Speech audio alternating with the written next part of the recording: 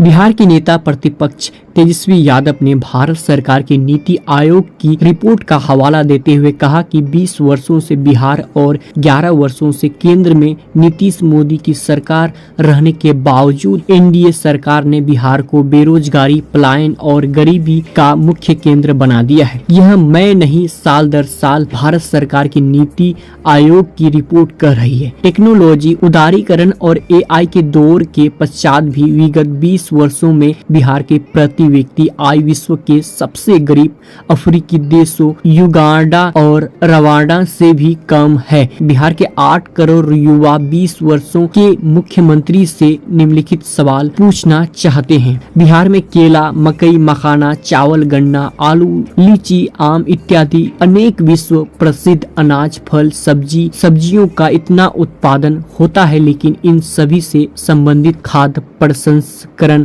उद्योग 20 वर्षों से बिहार में क्यों नहीं लगाए गए और क्यों नहीं लग सकते? 20 वर्षों की सरकार जवाब दे, बिहार बेरोजगारी का मुख्य केंद्र क्यों है? 20 वर्षों की एनडीए सरकार बताए कि बिहार में आईटी कंपनियां क्यों नहीं बुलाई गई, क्यों नहीं आई और क्यों नहीं आ सकती? बिहार में आईटी और एसईजेडएस क्यों नहीं बन सकते हैं? बिहार दूसरे प्रदेशों से मछली खरीदता है।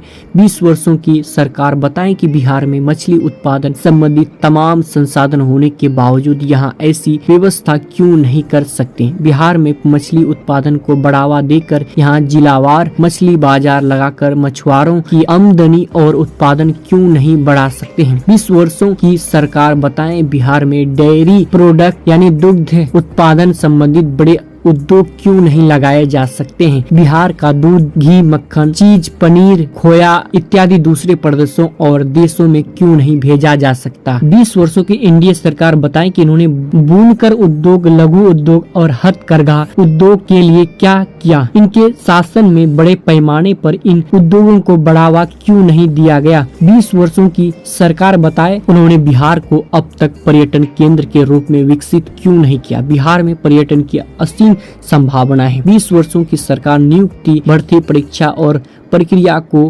पारदर्शी तथा नियमित क्यों नहीं करती? 20 वर्षों में बिहार से कुल कितना पलायन हुआ? बिहार में अप्रत्याशित दर से पलायन क्यों बढ़ रहा है? 20 वर्षों में पहले से चालू कितने चीनी मिल, जूट मिल, पेपर मिल एवं कुल कितने उद्योग धंधे और कल कारखाने बंद हुए तथा उससे बिहार को कुल कितने राजस्व व रोजगार के अवसरों की हानि हुई? 20 वर्षों में बिहार का कुल कितने लाख करोड़ रुपए शिक्षा और चिकित्सा के नाम पर दूसरे प्रदेशों में गया? बिहार के मानव संसाधन का कुल कितने प्रतिशत बिहार में और कितने प्रतिशत दूसरे प्रदेशों में कार्यरत है?